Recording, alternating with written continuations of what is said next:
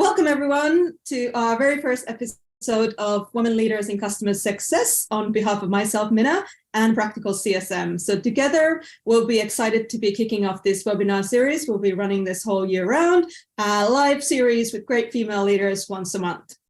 So every month I will be having a new guest, and together with our guest from CS world, we'll be picking up hot topics in the CS world. And today is by no means anything different. So I have the pleasure of hosting Deborah Andrews today as my very first guest, and we will be talking about customer success operations. We've titled this session as CS Ops as Strategic Function. So I'm sure we'll have lots of good things to talk about. So let's get started, everyone. So Deborah, welcome, big welcome. That's my first guest for the series. I'm very excited to have you here. Could you just give us a little introduction to yourself and tell us, the audience, more about yourself? Yeah, no, definitely. Very privileged to be the first one on the webinar series. So proud of that. So I'm Deborah Andrews. Everyone refers to me as Debs. I head up customer experience transformation at Unit 4. So we're a global company, and the transformation piece includes the operational aspect of customer success and the scaled customer success functions that sit within it. I have around 15 years of global experience in support, all flavors of customer success, from digital, human, hybrid, whatever variation you want to apply to it. Some PMO and operations management experience, which is the kind of backbone of my career. And I've done this across kind of different types of companies, small scaling and large tech organizations. A large part of my day is really trying to drive awareness and fulfillment of customer-centric initiatives across the organization, not just within the function. And in my career to date, I've been lucky enough or eager enough to contribute towards one IPO and 4 acquisitions. So certainly up for the challenge there. But most proudly, I consider myself a mentor, a contributor to the community, very human first in my approach towards how I lead my teams. Yeah, I'm part of the CS Masterclass that's newly formed, and also Women in Customer Success Power Up. So that's my claim to fame, and really enjoy those parts. Amazing. What a great career. And obviously, claim to fame also, first guest on Women Leaders in CS again. So I mentioned in the intro that we'll be talking about customer success operations. Could you tell us a little bit more about your involvement with this topic and why it is important to you? Sounded like that is part of your day job. And I guess from behalf of the audience, why should we care? Yeah, well, everyone should care about CS Ops. It's the way forward. I think it's my bread and butter, the operational piece. So I've kind of grown with the foundational knowledge of operations management. I'm really here to kind of change the narrative on what operations means in the context of customer success, right? And how CS Ops is perceived from an outside-in perspective. It's quite different and unique as compared to traditional operations. So any operational function is often considered a cost to the business within the function that it sits in. And I don't believe that CS Ops should be perceived that way if its true potential is leveraged. And my argument is that CS Ops should actually be function or silo agnostic. So essentially a customer-led operations that should actually have a dotted line to each and every function in the organization. So I'd like to share my thoughts a little bit around my experiences on that side of things to date, and also give some insights on what CS Ops can do that other functions can't, won't, or don't do, and why it needs to be at the heart of your customer and business strategy. So. Amazing. I really like you're talking about how it connects within the organization to the rest of the world. CS Ops generally, I think, is still quite a fairly new topic. Maybe the audience has heard more about it, but I think it's still in its sort of the starting blocks, really. So maybe for the context of this webinar, if you can frame what you really mean by that, and how does it fit in with sort of the strategic context that you wanted to talk more about? Yeah, no, definitely. That's a good call. And I think, we're kind of still considering customer success as a kind of in its infancy. It goes through different iterations. And I see CS Ops being exactly the same thing. So as I mentioned, historically operations largely viewed as a business supporting entity. So the C-suite defines the vision, leaders create the strategy, managers execute on the strategy, and then the operations is really the governance and rigor behind the business as usual state, whether that be enablement, reporting, analysis, minor change management, tooling, configuration, etc.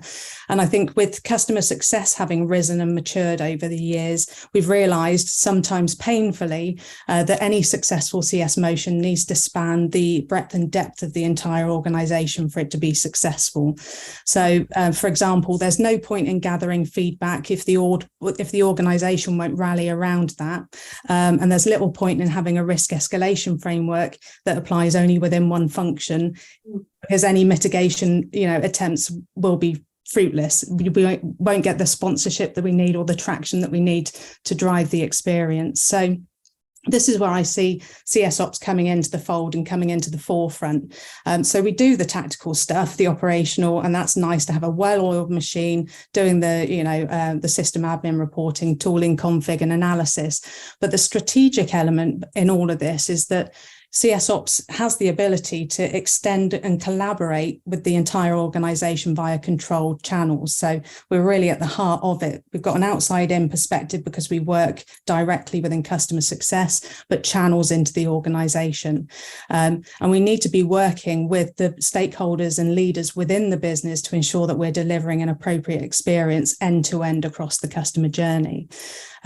Crucially, as part of that, we need to align and drive strategic initiatives based on what we're seeing, hearing, feeling from the customers. So with a voice, we're kind of the extended voice of the customers. So the customer success managers get a lot of good feedback. We can then channel that through the business to help inform the strategies and align the functions as needed. So I think without that fundamental step, we're going to continue to be operating as a functional cost center, but there are ways and means in which we can leverage the power of CS Ops to be able to improve our value and impact on our retention metrics and other business metrics within it.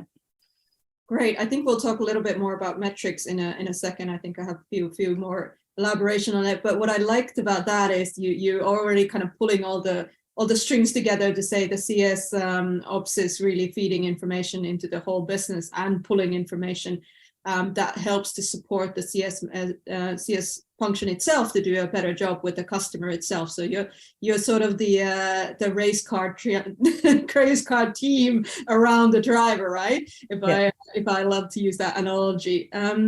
Anyway, I think, again, it is a new function, but it's getting a lot of hype about it, right? So why do you think it's kind of risen in its popularity or its sort of emphasis in most companies? And what do you think is kind of the secret sauce to make it run really great? Yeah, I think the beauty actually is that a lot of this is grown by word of mouth. So every event that I go to, every event that I attend, whether it's online or in person, I hear people saying, you need a CS Ops person. Just by default, which is amazing to hear, right? So we know that it's working, that it's hugely powerful. And I think because a lot of businesses have adjusted their organizations to focus more on retention driving metrics, so retention rates, EBITDA, whereas traditionally we had such a blinkered view on just ARR growth, right? Not really focusing on retention. And now we're actually seeing customer success functions themselves owning numbers, which is perfect. It's a surefire way to get a seat at the table. We've been advocating for this for a long time now. It's like, how do we prove our worth? We're now being given the power and the scope to be able to prove our impact. So that's great. We can have an impact on the bottom line. There is always good, bad, and the ugly. I'll give you my bad view on it is that, when we are responsible for a number like churn can impact us from day one right to the very end of the customer life cycle, which gives us a huge amount of responsibility, right? So customer success is now essentially owning all churn risk for the entire customer life cycle, which spans the entire facet of the organization. So there's a distinct risk that if we don't make a success of owning these numbers, we're going to struggle to prove our impact and value beyond that. CS Ops absolutely can help with that. The ugly element of this, as we all know, we're in an economic downturn right now. So seeking investment for additional resource to support retention motions or initiatives is going to be a challenge moving forward. So we're going to need to be more resourceful, efficient and scalable than ever before in the current climate. The good news in that in itself, the silver lining, is that CS Ops is designed to do just that. So we improve the reach and coverage across digital channels. We leverage technology to ensure that we have just-in-time actions taken, and we enable consistent experiences both internally and externally. So we have a need for efficiency. We need to deliver the same, if not better, customer experience, and the need to exploit any opportunity that we can within the existing customer base. So you're going to need a certain level of governance and support to drive the initiatives and rally the organization around that. So I can't think of a better place other than CS Ops to kind of govern these initiatives. Yeah, I like how you put it in the good, bad, and the ugly buckets. And definitely, the ugly bucket seems to be raising its heads this year more. Do more with less, right? So I'm glad to know, that CS Ops could do it. But so maybe just on that topic a little bit more, how would you place your CS Ops at the kind of the heart of the customer and business strategy? Could you tell us some examples of how you've done it in the past? Yeah, so I think this. When we say put the customer at the heart of the strategy, right, we're always, especially now more than ever, we need to be ensuring that we are growing whatever we can within our existing customer base, seeking any new business that we can get, of course, but making sure that our customers renew moreover. Now, these are business outcomes, right? And we're often driven by that more now than ever. We still need to maintain that element of bringing the customer into the fold. And this essentially links back to the identification and alignment of strategic initiatives, right? So in order to put the customer smack bang in the middle of the business, we need to link customer outcomes to business outcomes and have a layer of operational governance that sits underneath that. So what I mean by that is each strategic initiative that we have surrounding the customers will be linked to the business outcome. We'll have the metrics. So we've got a top-down view from the business. They can see how the business impacts the customer and how we're supporting that. But we've got a bottom-up view of leading indicators, right, from this is how we're operating, how it impacts the customer and how it drives revenue. So we've got that cycle. For example, a typical business outcome that we're trying to drive, I think everyone's trying to drive retention rates. Let's increase our retention rates as a business. Okay, great. But let's put the customer at the heart of that. So what does that mean in terms of customer outcomes? What do we need to do for our customers to ensure that we're hitting the business targets? Well, most commonly, and I normally default to, we need to remediate risk as quickly as we possibly can for a customer to increase the likelihood of them renewing. So that's putting the customer at the heart. If they've got less risk, more likely to renew, drive retention rates. The operational side of things, and I always like to link the KPIs to the customer outcomes. In order to remediate risk, we need to ensure that we identify appropriately, that we create risk plans and mitigation plans in association with it. How long is it taking us to close those plans? What's the success rate of those closed plans? And this is what CS Ops can actually monitor to ensure that the leading indicators and drivers are producing the customer outcomes. The customer outcomes are actually driving the metrics. And that's how I see CS Ops really as being foundational in supporting those. Another example, just to call out typical business outcome, is we want to increase the NPS score. We want to be perceived well in the market, and drive customer sentiment. Putting the customer at the heart of that would be, okay, well, we need to get a response. We need to hear the voice of the customer. And we also need to close the loop to resolve any issues and concerns that they have That's putting the customer at the heart of that. And then from an operational perspective, what we want to make sure is, are we capturing the root cause and doing analysis on the voices, on the feedback that we're getting? Do we have a cadence of organizational feedback loops in place? Are we tracking the initiatives related to that feedback and their completion rates? And is that actually having an impact on the NPS score overall? So it all starts and ends with CS Ops, in my opinion.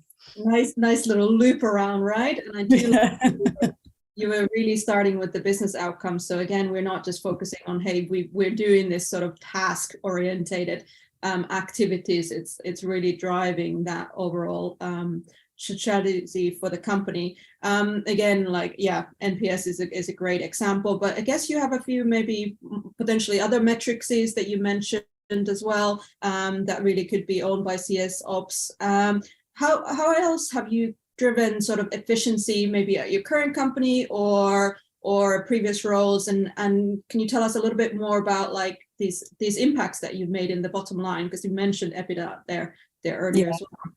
Yeah, definitely. And I think, a lot of focus is on driving revenue, increasing retention rates, but also we're talking in the current climate, really driving efficiencies, right? Keeping costs down to a minimum. As a starting point, I think the business case behind any efficiency related initiative really needs to call out what cost savings are anticipated and what cost savings have been realized. So all of your initiatives don't need to be, we think we're going to get X amount of ARR or growth as a result of this initiative. It can be, we believe we're going to get X amount of cost saving or time saving in relation to it, just as valuable in the current climate. So what I say is make sure you're capturing it and you've got a sort of justification behind it to prove your impact. So for example, I've had a recent situation where CS Ops identified from the NPS feedback and analysis that customers were really, really struggling to use our community to find articles and raise cases. It was just clunky, a bit of a nightmare. They were logging in, disengaged and logging back out again, didn't quite know.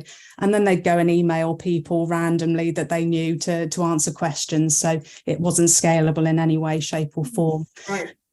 As a result of that, we put a strategic initiative in motion to make improvements actually during the customer onboarding phase. And what we were doing there is identifying key users and having enablement programs to activate them on the community, have a webinar or video that they could watch to navigate around that, have someone accessible to ask any questions relating from that.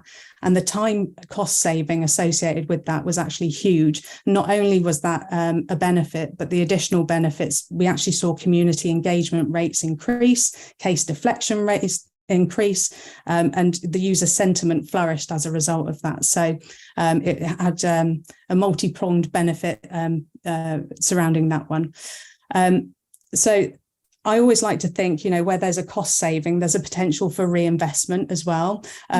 Some businesses may not be susceptible to this in the current climate, but there's always that opportunity that if you know how much cost you're saving, there's an argument to say we can reinvest that to drive more scale, build more tech, and automate more stuff moving forward. So always have that in your back pocket as, if you need additional resources or tools to support you. So it's equally as important to measure and report on these efficiencies and cost savings as much as the revenue generating motions. Yeah, no, I think that's a great, again, going back to this loop of starting with the root cause analysis and then identifying actions against it and then finding your outcomes from it. I guess, how did your company take the news of like, hey, we've actually turned the problem into a benefit? Did you have a good conversation around that or case study or something like that?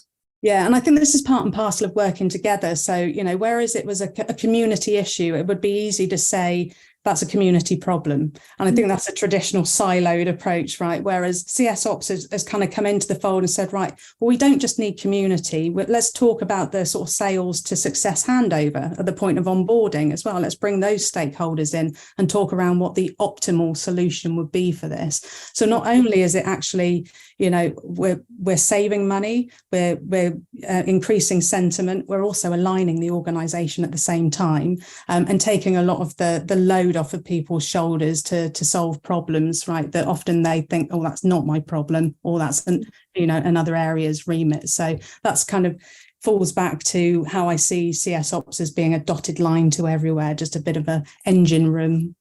Yeah, and fueling the engine in the right way rather than everyone doing a little bits in here and there. Yeah, I mean, obviously we love cost savings and time savings is a great thing, but do you have examples where you think CS Ops could also drive NRR? I mean, obviously love having a good revenue story as well as an example for our audience to pick at. So yeah, example of that.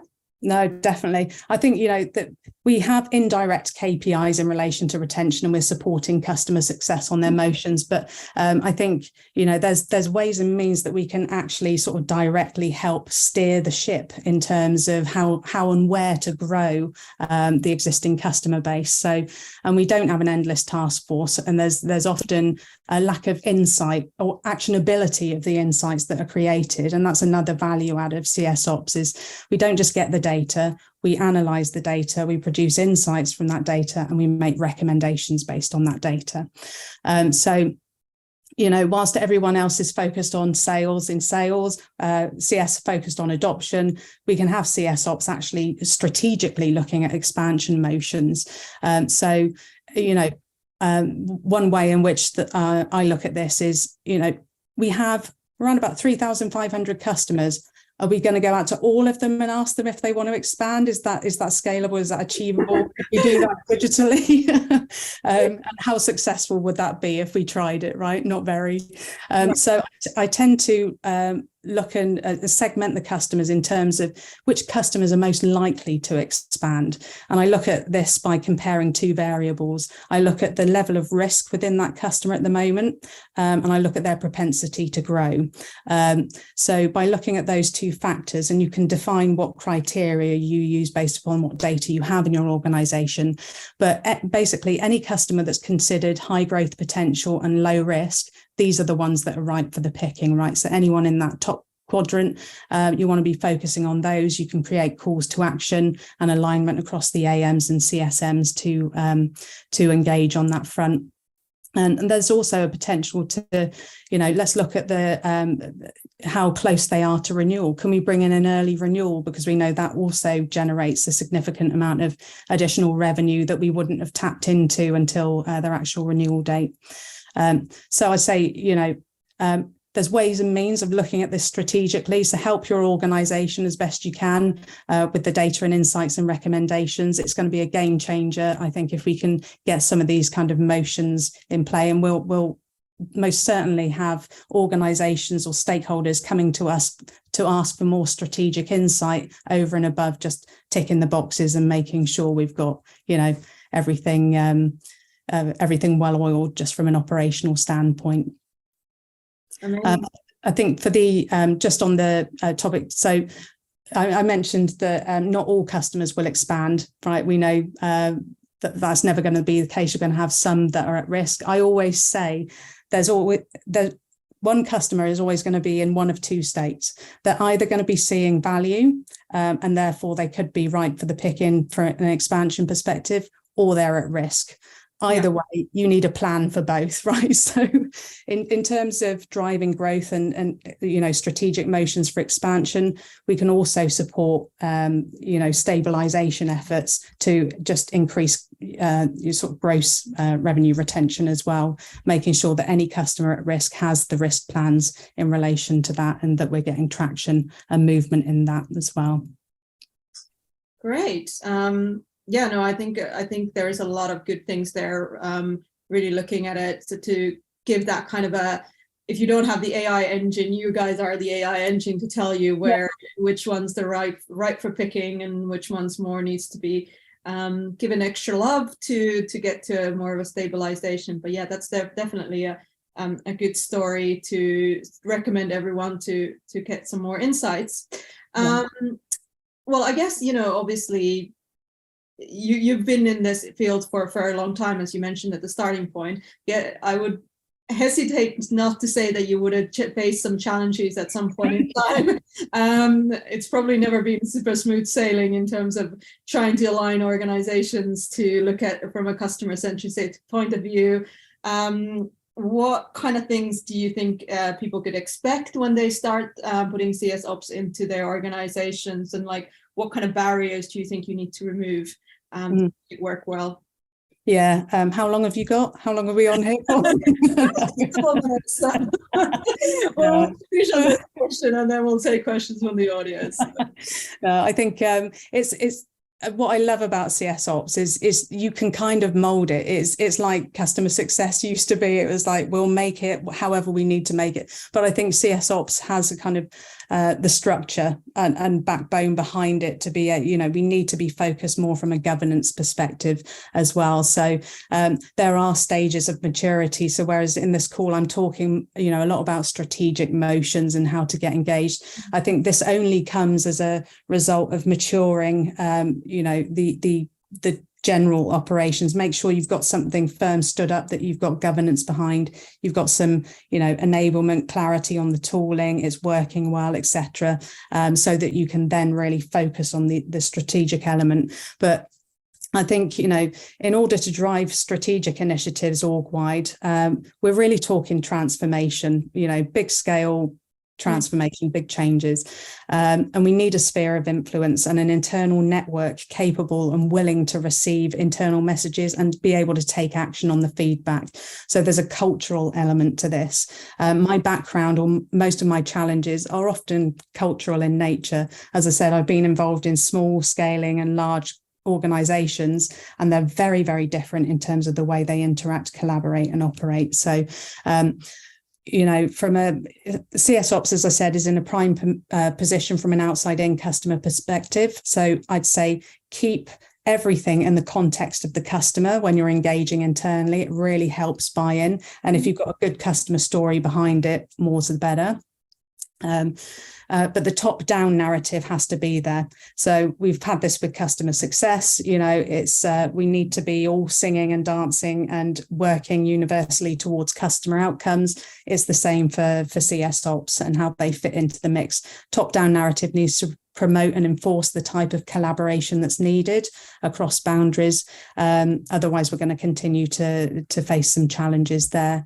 But I think, in terms of recommendations that I'd give to anyone on this call wanting to take back some of these points to their organization is, one thing I missed was seeking allies. At least one ally per function, become BFFs. We all heard this in all of this customer success marketing. Every year we were having to be BFFs with a different department, right? Because we were focused on product, then marketing, then sales, then support. But we have to be friends with everyone, right? And we need at least one open channel into each function. So identify those allies.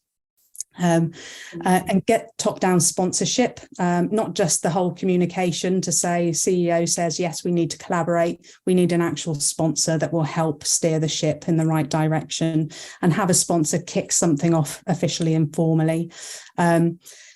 Having a cadence of engagement amongst the stakeholders has really, really helped, because often people have conflicting priorities or differences, different projects that they're working on. And if we don't have some kind of rigor around, or a cadence of engagement with these stakeholders, they can often go off the boil, right, or just get pushed to the wayside. So we need to keep the customer at the forefront. And one really good way of doing this is to create a voice of the customer council.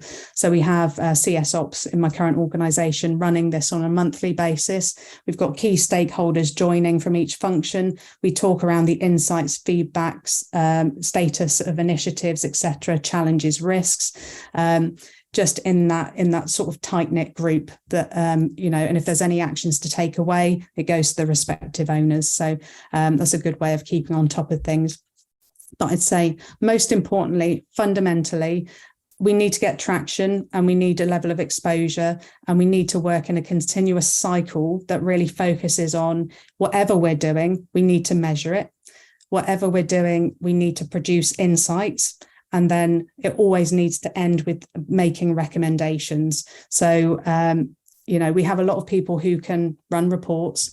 We don't have a lot of people that can analyze the data, and we don't have a lot of people that will take the opportunity to present that back cross-functionally. And that's the value add that customer success has. So no matter what you're doing, whether it's a strategic initiative or not, I would say, whatever it is, measure it, gain insight from it, and feed it back to the organization. Because the more and more you do that, and it can take years, the more influential you will be, and you'll kind of naturally mature, within the organization, and people will kind of feed into it.